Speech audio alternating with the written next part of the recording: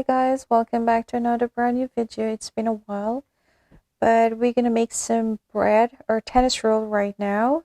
North American call it a dinner roll, but where I come from, we call it tennis roll.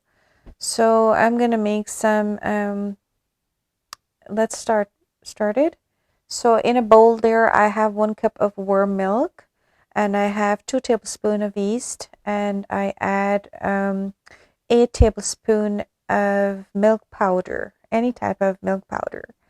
And I'm adding some salt there, not much, just like a couple of pinches of salt. And I have 6 tablespoons of sugar, white sugar or granulated sugar. And I'm mixing it that well and let it incorporate properly. We're gonna use bread flour instead. This recipe is not for all-purpose or self-rising flour. So I'm adding 2 eggs there, and I'm gonna try to incorporate it properly and without getting any lumps and stuff like that. And I'm gonna mix that around and let it mix. So in that cup there, I have 2 cups of bread flour. I'm gonna add another 2 cups, so its total is 4 cups of bread flour. And this is gonna give me 14 dinner rolls or tennis roll. So I'm gonna mix this in well and let that liquid soak up. And then I'm gonna transfer this the dough onto the counter, and I'm gonna start kneading. So again, I'm gonna link it below of the ingredients. So right now I have 4 cups of bread flour, 2 tablespoons of yeast, 8 tablespoons of milk powder, and 6 tablespoons of sugar. And if you like it a little bit more sweeter, I guess you could add a 2 tablespoons more if you like. So it incorporate there, and 2 eggs, don't forget. So I am gonna put this dough onto the counter and start kneading it. But before I start kneading this dough, I'm gonna put 6 tablespoons of margarine. And this is salted margarine. Feel free to do unsalted if you like. So it doesn't really, I like to use the salted one because it adds a little bit more flavor. Just make sure that when you're doing the salted margarine, make sure don't go too crazy with the salt that you're adding. So this is 6 tablespoons of margarine. So I'm gonna fold this in to this dough, and I'm gonna start kneading this. So you want to knead your dough like for 15 to 20 minutes. You want to have that elasticity in that dough, and let it be smooth and nice. Trust me, kneading dough is really, really hard, especially for bread. When you mix in roti, it's easy peasy. But when you're making the bread or tennis roll or dinner roll, that dough is really tough to thing. So you see how smooth and it is. If you find that it's a bit sticky for you, what you could do is just sprinkle a little bit of flour. When I say sprinkle, I really mean sprinkle. You just don't want to add it more flour on top of your dough. You can just sprinkle some flour on the surface that you're kneading in. So I am going to be doing this for 15 minutes. The longer, it's better. Trust me. If you have the strength and you want to do it for 20 minutes, that's perfectly fine. But I am kneading this dough for 15 minutes. So my dough has become, very smooth and all together.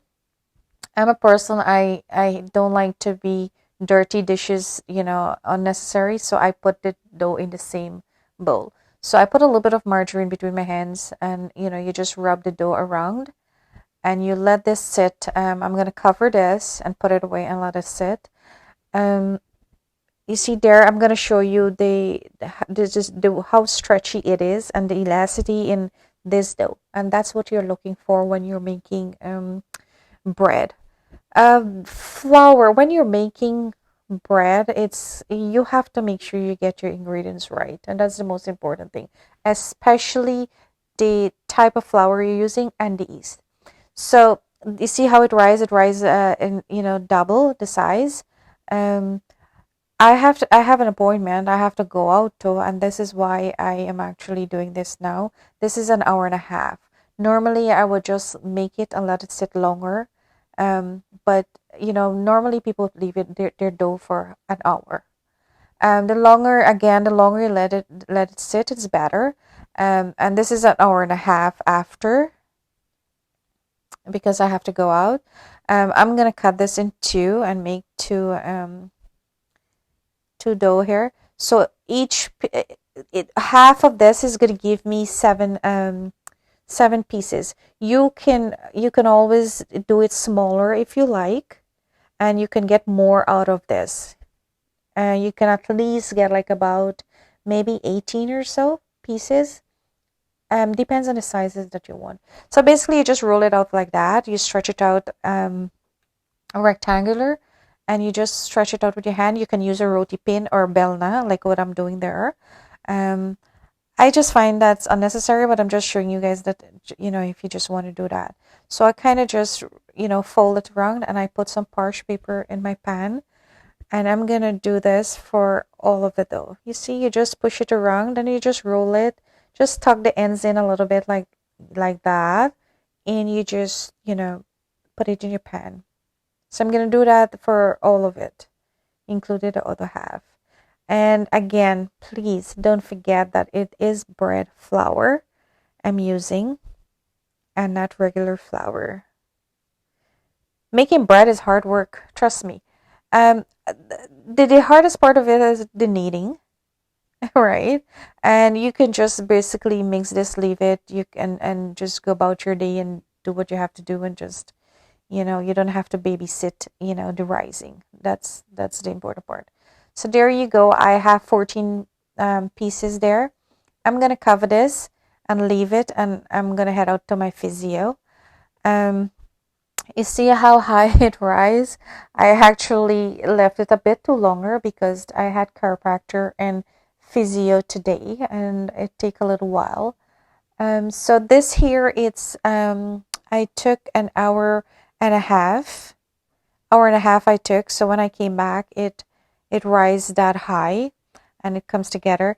If you're gonna make like 18 pieces out of this dough, which you can make it smaller, you'll need a bigger pan. So I have an egg there. I whip it up. So I'm gonna put this egg washed and all over each roll, so that when it baking, when it come out, it have this golden nice color that we all like. Make your bread really, really appetizing when it have that golden color. So I preheat the oven for 350 Fahrenheit, and I'm gonna put it to bake for 28 minutes. And the reason I'm baking it for 28 minutes is because I didn't expect it to be that clustered together, because like I said, I was out, but I came back a little bit too longer for it. So there it go. This is 28 minutes, and I'm gonna look how lovely that look, isn't it? So I'm gonna have some margarine, and I'm gonna glaze this all over this roll, so that it could. The reason for this is to make it softer, so the top will be soft and moist and nice. And it give it a nice. It added a little more taste it too, because this is a salted margarine, and feel free to do unsalted if you have. But I always have salted margarine. Makes life a little bit easier. So look how lovely that is. I wish you guys could smell this. The most important thing is that you have to have fresh yeast. There it goes. Look how soft that is, and look how fluffy it is. And believe me, I have everyone in the kitchen. From the moment they hear that it's out of the oven, they're coming. So look how nicely that is. And this is gonna disappear, very, very, very soon. That's my husband there. He's taking his. So guys, I'm gonna link it below. You guys can try this out. Let me know. But this is, in my country we call it tennis roll. Look how loose and fluffy that is. I do hope you enjoy this video. Don't forget to like and subscribe. And I promise I will, start doing a little bit more, video frequently. Look how fluffy that is. I do hope you enjoyed, and goodbye. Love you guys.